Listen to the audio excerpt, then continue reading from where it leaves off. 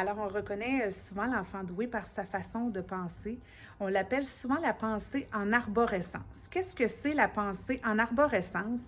Bien, pour vous l'illustrer, c'est l'enfant dans la classe suite à un énoncé de votre part, comme par exemple, en fin de semaine, j'ai fait des gâteaux.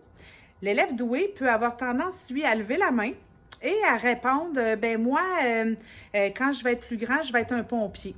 Donc là, la première réaction de l'enseignante, c'est de dire, ben là, t'es pas en lien du tout avec le sujet dont on parle présentement.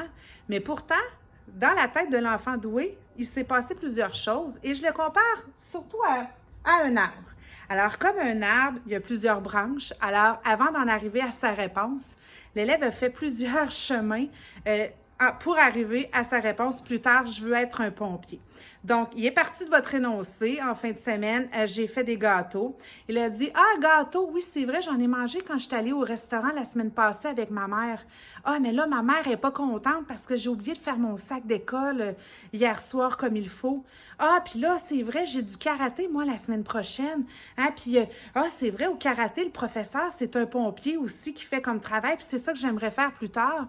Et c'est là qu'il en arrive avec la réponse qui vient de dénoncer dans la classe. Alors, c'est un peu de cette façon-là qu'on parle de penser en arborescence. C'est vraiment comme un arbre avec tous les petits branchements qui se font pour en arriver à la réponse finale qui est des fois pas en lien avec ce qu'on était en train de parler.